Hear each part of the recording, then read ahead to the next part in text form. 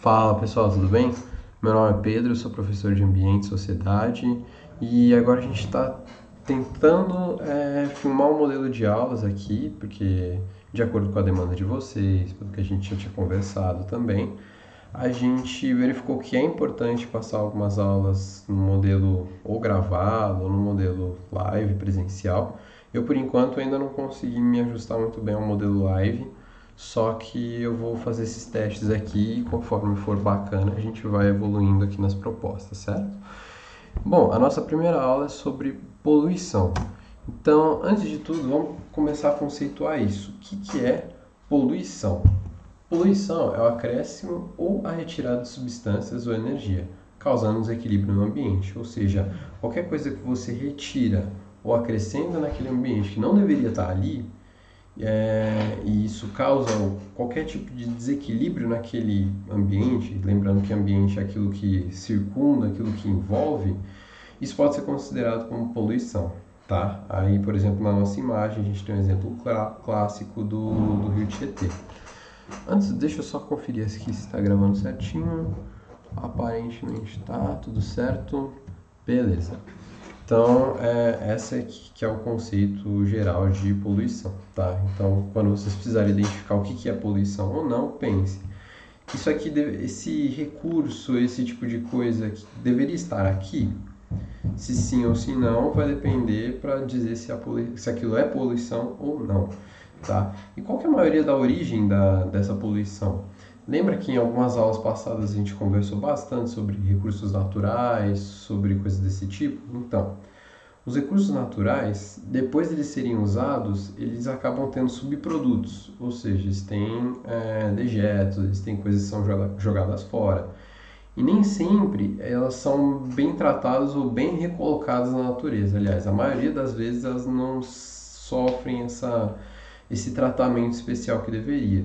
Então, quando elas são simplesmente jogadas em algum ambiente que elas não deveriam, elas se tornam parte da poluição, correto? Então, o mau uso dos recursos naturais ou de recursos em geral, que vão ser transformados em diversas coisas, em produtos, em tudo que você vê aí no seu mundo no dia a dia. Quando elas são descartadas, elas geralmente viram poluição. Então, olhando para esses dois exemplos aqui, uma chaminé de uma indústria e uma erupção de um vulcão, posso considerar que eles são parte de poluição? Sim, a diferença é que a chaminé de indústria é uma poluição de uma fonte humana, de uma fonte antropogênica. Tá?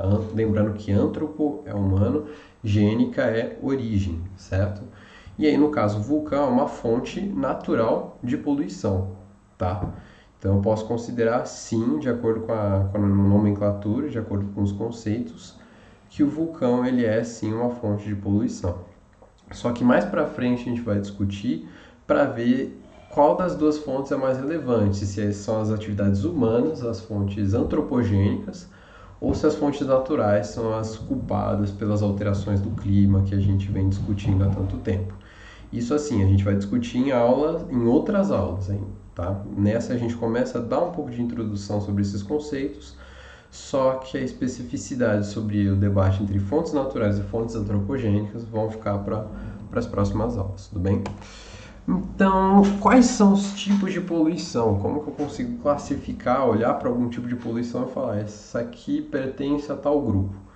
Atualmente a gente usa essas classificações, podem ter mais dependendo do autor, e no caso a gente classifica como atmosférica, poluição hídrica, do solo, sonora, visual, térmica, radioativa e luminosa, tá? Mas daqui a pouco a gente vai aprofundar um pouquinho sobre cada uma delas. Antes disso, o que são os poluentes? Ou seja, o que são esses itens, esses recursos que depois que eles são descartados, vão compor um ambiente poluído, vão compor a poluição. Esses itens são chamados poluentes. Considera-se poluente qualquer substância que, pela sua concentração, possa torná-lo impróprio, nocivo ou ofensivo à saúde, causando inconveniente ao bem-estar público, danos aos materiais, à fauna, à flora ou que seja prejudicial à saúde e segurança dos seres vivos. Esses poluentes podem ser químicos, físicos ou se apresentar na forma de energia ou luz. Ou seja, Lembra que a gente falou que poluição é qualquer coisa que é adicionada ou retirada do meio ambiente? Então, a partir da hora que esses itens eles podem causar um dano ou um impacto na saúde tanto dos seres humanos quanto de outros seres vivos em geral, eles são considerados poluentes, tá? Então, aqui no caso, na esquerda, a gente tem a foto do mercúrio, que é um poluente extremamente grave por ser um metal pesado. No caso, o mercúrio, quando o ser humano ou outros seres vivos entram em contato com ele, ele começa a se acumular na medula óssea. E a medula óssea é onde a gente produz a maior parte do nosso sangue. Então, isso pode levar a leucemia, pode levar a diversos problemas aí, como o acúmulo de metais pesados. Se a gente olhar aqui na foto da direita, a gente tem uma foto do esgoto e aí a gente pode considerar diversos poluentes aí para conseguir listar. Isso aí pode ser fezes humanas, podem ter metais pesados também, como mercúrio, chumbo e outras coisas. A gente pode ter outros compostos químicos e por aí vai. Então, sobre essas classificações, também podem ser químicos, físicos ou se apresentar na forma de energia ou luz. Isso vai ficar um pouco mais claro agora que a gente vai falar um pouco mais sobre quais são os tipos de poluição, certo? Então vamos começar aqui sobre a poluição sonora. Vocês provavelmente já vivenciaram isso e muitos de vocês devem vivenciar todos os dias, que é quando vocês saem no trânsito, vocês começam a ouvir aquele barulho intenso e isso começa a te fazer mal. Então, esse fazer mal, ele acontece porque você começa a liberar o hormônio do cortisol. E isso começa a te deixar muito mais estressado. Enfim, por que o barulho ele te causa estresse? Porque o barulho, antes de tudo, ele é uma informação. A gente desenvolveu a audição porque a audição é um dos nossos sentidos que dá diversas informações pra gente. Então, é através da audição que você se comunica, não exclusivamente através da audição, mas ele é um dos meios de comunicação, ele é um dos meios de te informar se alguma coisa está acontecendo. Então, a partir da hora que você tem muito barulho, você começa a ficar um pouco mais distraído, você começa a ficar irritado, e isso é muito simples de se ver. Qualquer pessoa que já ficou no trânsito, já ficou em São Paulo, já ficou perto de um aeroporto ou de algum lugar com música muito alta, você pode provavelmente sentir que você fica extremamente estressado, certo? Nunca é legal você ficar perto de um barulho muito intenso por muito tempo. E além do estresse, é óbvio que você começa a ter os danos na sua audição. Então, com o tempo, você vai tendo comprometimento do seu sistema auditivo e vai perdendo a sua sensibilidade a barulhos mais baixos. Tá? Isso é um problema a longo prazo para pessoas que ficam expostas à poluição sonora constante. Depois a gente acaba indo para a poluição visual. Bom, os efeitos da poluição visual eles são bem semelhantes aos da poluição sonora, porque assim como o seu sistema auditivo, o seu sistema visual ele também serve para a comunicação. Então, a partir da hora que você começa a receber informação demais e desnecessária na maioria das vezes, você começa a ficar um pouco mais estressado, porque o corpo humano ele não foi feito para lidar com tanta informação ao mesmo tempo. É só vocês olharem, por exemplo, para essa foto de Tóquio aí, que apesar de ser alguma coisa relativamente futurística, ela te causa um pouco de estresse também, por você não ter acesso mais à visão do ambiente natural. Parece um negócio totalmente preenchido, cheio de informações, que você não consegue nem filtrar o que é importante aí, tá? A poluição visual também ela é bem vista no Brasil em épocas de eleição. Sabe, quando vocês vão votar e a rua tá cheia de santinho, tá cheia de papel, isso também pode ser considerado poluição visual. Futuramente poluição do solo, poluição dos sistemas hídricos, porque esse santinho acaba indo para outro lugar, mas vamos só se atentar à poluição visual. Então a poluição visual a gente consegue caracterizar como um excesso de informação visual gerada por seres humanos. Tá? Então, conforme a gente vai passando nas cidades, a gente vê esse monte de informação, começa a ficar estressado, o cortisol ele começa a subir e aí a gente tem esse efeito do estresse. Outros efeitos da poluição visual também pode ser a desatenção. Às vezes o pessoal está no trânsito, está tentando se focar na direção e aí tem uma placa gigantesca piscando na frente dele. Isso tende a tirar a atenção das pessoas. e pode acabar gerando mais acidentes também. Alguns estudos foram feitos já sobre a questão da poluição visual, e na qual o estudo consistia, eu não vou lembrar exatamente, depois eu falo para vocês a origem do estudo. Ele consistia em deixar duas pessoas andarem, uma em uma avenida cheia de anúncios e outra em uma avenida sem anúncios.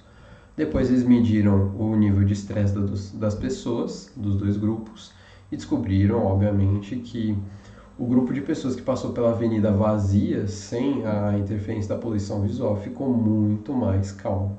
Tá? Então, esses são alguns efeitos.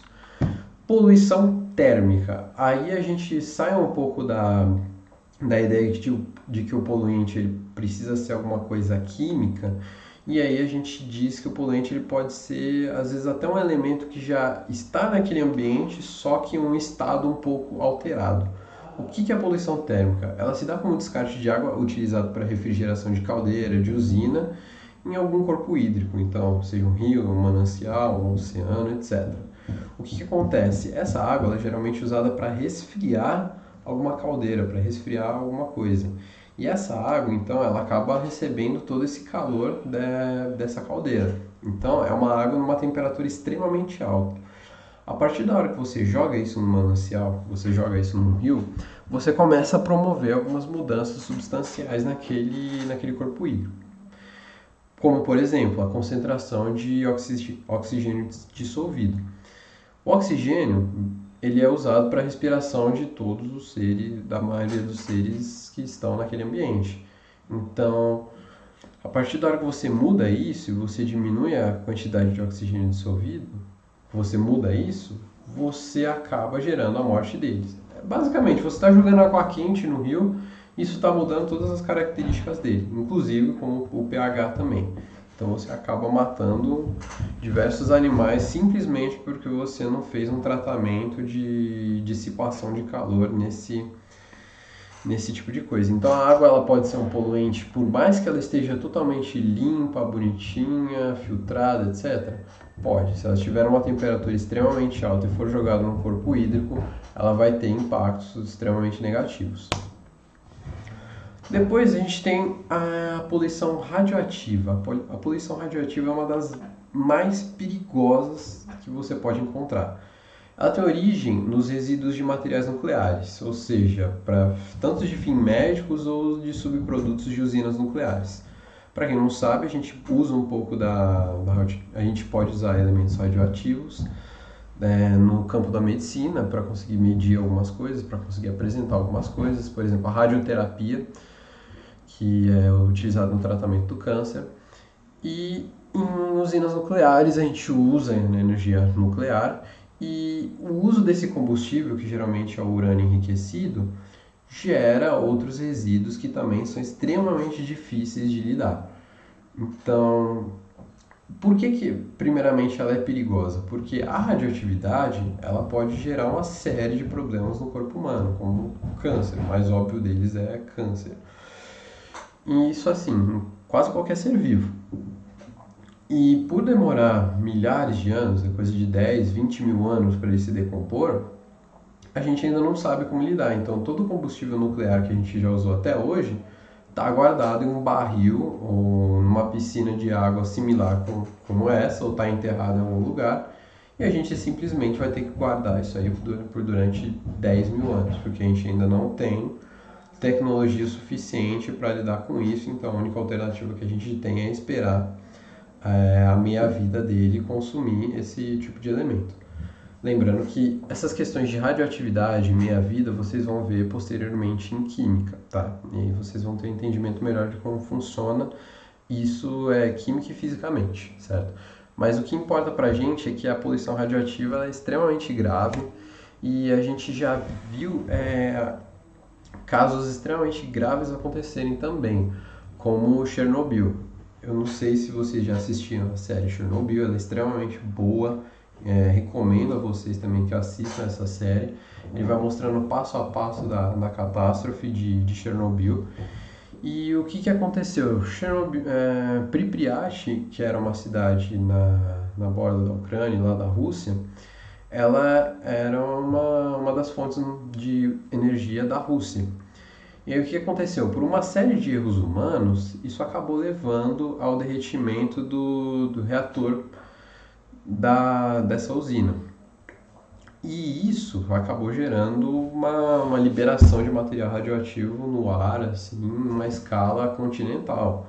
O pessoal foi saber do problema quando lá na Suíça, se não me engano, um cara estava saindo de outra usina nuclear, pegou o medidor dele e percebeu que a medição estava extremamente alta. Ele mandou todo mundo conferir na usina se tinha algum tipo de vazamento, confirmou que não tinha nenhum, e aí ele analisou a direção do vento e concluiu, isso deve vir de algum outro lugar, isso aqui vem da Rússia, então deve ter acontecido alguma coisa na Rússia. Enfim, o que aconteceu é que a cidade de Pripyat ela foi totalmente esvaziada.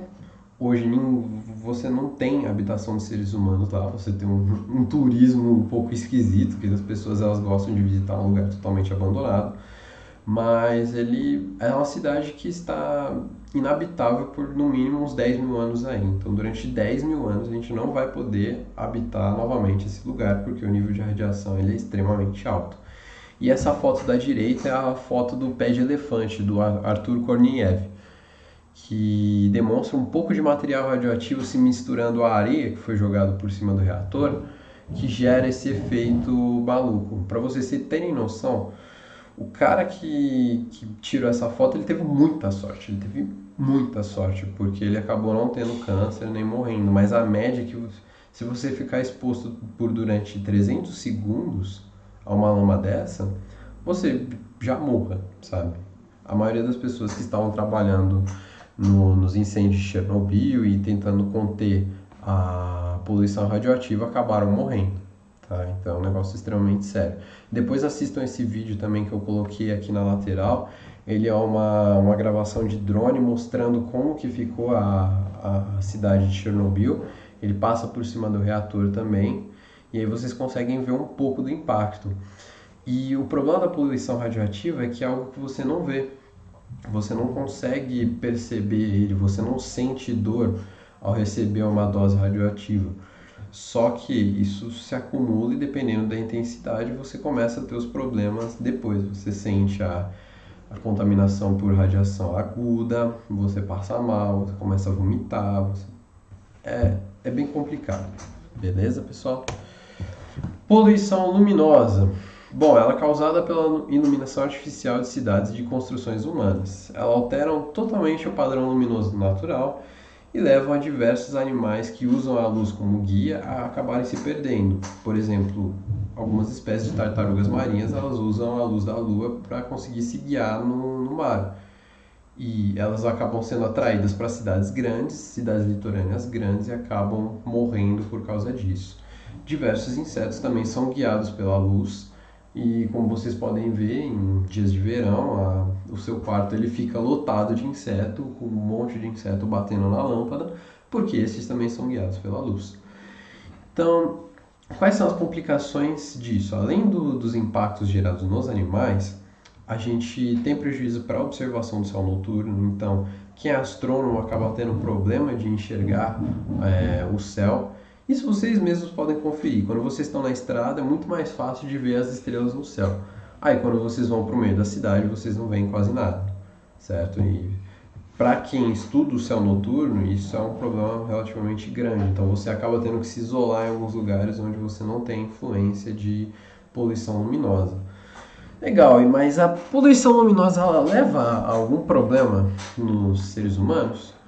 Sim, porque o que acontece é um negócio chamado disrupção do ciclo circadiano, ou seja, a quebra do ciclo de sono. O que acontece? O ser humano ele é extremamente estimulado pela luz azul, porque a luz azul ela faz parte do espectro da luz do sol e isso te estimula a ficar acordado. Se você está com sono, é só você abrir a janela e ficar olhando para o céu. Aquela luz azul ela já vai te estimular a ficar acordado. Só que durante a noite você não tem essa luz azul naturalmente. Então é o momento que seu corpo ele começa a desacelerar, você começa a ter a produção de melatonina, que é um dos hormônios responsáveis pelo sono, e você fica um pouco mais sonolento. Só que, por exemplo, esse tipo de luz, como o LED, ele inclui o espectro de luz azul. Então você tende a dar uma quebrada nesse seu padrão de sono durante a noite. E isso é um problema, porque a maioria das pessoas acabam tendo problemas para dormir. Então, quais seriam algumas soluções para a poluição luminosa? Seria, por exemplo, a criação de lugares. Aliás, o planejamento arquitetônico para o redirecionamento inteligente dessas luzes e o uso de luzes quentes, pelo menos no seu lugar de moradia, ou seja, aquelas luzes um pouco mais avermelhadas, isso para não ter problemas com o sono. E aí depois a gente vai se aprofundar um pouco mais em poluição do ar, poluição da água e poluição do solo. Nessa aula especificamente eu vou aprofundar um pouquinho sobre a poluição do ar, tá? Que acho que são problemas um pouco mais presentes assim no nosso dia a dia e são coisas que caem constantemente nos vestibulares, certo? Então, a poluição do ar ela é causada majoritariamente pelas emissões de automóveis, de indústrias e um pouco de fontes naturais, igual a gente tinha comentado dos vulcões ali atrás. Bom, isso é um problema, gente? O que vocês acham? Tem muita gente na internet falando que a questão da poluição do ar é uma mentira, que o aquecimento global ele não existe. Então vamos fazer uma análise aqui para ver se isso é realmente um problema. Bom, de acordo com a Organização Mundial da Saúde, a poluição do ar ela já mata 8 milhões de pessoas por ano e 91% das pessoas que estão em cidades estão em lugares onde a poluição é mais alta do que o indicado. E quais são os diversos tipos de poluição do ar? A gente pode ter partículas inaláveis, a gente tem monóxido de carbono, dióxido de enxofre, compostos orgânicos voláteis, óxidos de nitrogênio, a gente tem ozônio, a gente tem o CO2, a gente tem o metano e por aí vai. A gente tem uma lista enorme de coisas que são poluentes. Por exemplo, aqui em São Carlos, constantemente, para quem já foi na Federal já percebeu um cheirinho horrível de ovo podre, ainda mais para quem vai ali para aquela parte da Rio. Aquilo ali é dióxido de enxofre liberado pela produção de papel, de uma indústria que eu acho que todos vocês sabem qual é.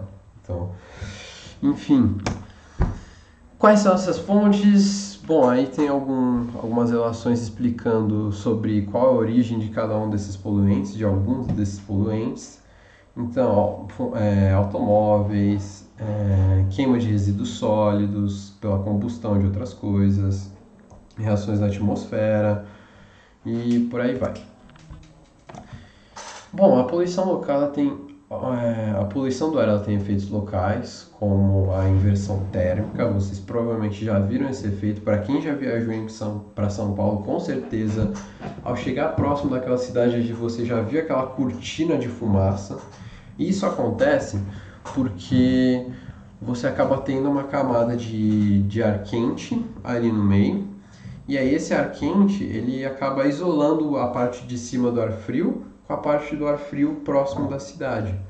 E por questões de densidade, esse ar frio misturado com a poluição acaba formando essa cortina de fumaça gigantesca. Vocês podem ver que durante o inverno, durante dias frios, a cortina de fumaça é sempre muito maior. Até aqui perto da Federal, vocês verem aquele fumaçalhão gigantesco. Isso vai ser causado por essa questão da inversão térmica, tá? E a gente também tem efeitos globais relacionados à poluição atmosférica, como o efeito estufa e o aquecimento global. Antes de tudo, a gente tem que pontuar qual que é a diferença entre os dois, tá? Porque isso é uma questão que muitas pessoas confundem constantemente. O efeito estufa é a mesma coisa que o aquecimento global? Não. O efeito estufa o aquecimento global é um efeito estufa muito alterado, muito acelerado, tá? Então, o que é o efeito estufa? É um fenômeno totalmente natural e essencial e ele é necessário para a vida no planeta, tá? Então, o que acontece? São quando esses gases estufa, eles impedem que a energia seja refletida por o espaço, aquecendo o planeta. E ele acaba sendo prejudicial quando você tem um certo desequilíbrio. A gente vai mostrar com mais detalhes sobre como funciona o efeito estufa quando a gente indicar para vocês o documentário Cosmos, que vai ser inclusive a aula que vem, que é o episódio World Set Free, que é o Mundo Novo Livre. E lá ele explica bem didaticamente como funciona, quais são os mecanismos do efeito estufa, tá? Mas para a gente agora, vamos resumir aqui. O aquecimento global ele aumenta no geral a temperatura na Terra e ele gera uma maior absorção de energia pela superfície e pelos oceanos. Então, o que está basicamente acontecendo?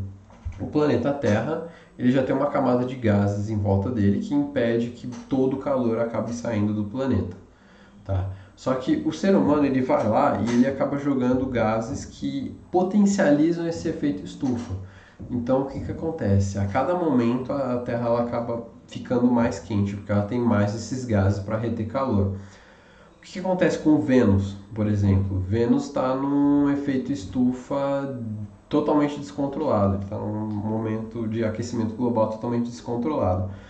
Pela grande concentração de gases estufa que ele tem uma temperatura média de quase 500 graus e você consegue derreter chumbo na atmosfera do planeta. Então, esse efeito de aquecimento global ele pode subir bastante. Não vai ser o caso da Terra, mas algumas leves alterações já podem causar prejuízos imensos aqui para o nosso estilo de vida. Bom, e aí a gente pode verificar, por exemplo, nesse gráfico, que a média de temperatura global, que é esse Global Average Temperature, ela vem aumentando bastante desde 1800. Esperando isso aqui sair. Desde 1800. Então, vamos tentar ler esse gráfico, vamos tentar entender. A legenda de baixo ela mostra os anos, então desde 1880 até 2020, e ali o baseline, que é o eixo Y, que começa em -4 e vai até 1, é a variação de média de temperatura anual. Ou seja, se a média de temperatura de 2020 foi 20 graus, significa que isso variou em tanto de acordo com o ano passado, tá? Então, cada pontinho é a média daquele ano e a curva vermelha ela é uma suavização desse gráfico. Basicamente, o que interessa para a gente nesse gráfico? Que desde que a gente começou a ter atividades industriais lá na Revolução Industrial e começou a lançar na atmosfera esse tipo de gás, a temperatura anual tem aumentado bastante em comparado com os anos anteriores. A gente consegue ver uma reta aqui, principalmente a partir de 1960 até 2020, uma reta quase que constante, certo? E a gente vê também que 81,2% das emissões atmosféricas são causadas pelo dióxido de carbono, vindo depois com 10% de metano, 5,5% com óxido nitroso e 2,5% com hidrofluorocarbonetos, que são os HFCs. Quando que a gente vai atingir o ápice disso? Gente, a gente ainda está numa atividade industrial muito grande, principalmente com essa industrialização acelerada da China. Hoje eles são praticamente os maiores poluentes seguidos dos Estados Unidos. Tá? E se a gente olhar aqui para o Brasil, quais são as maiores fontes de CO2, especificamente?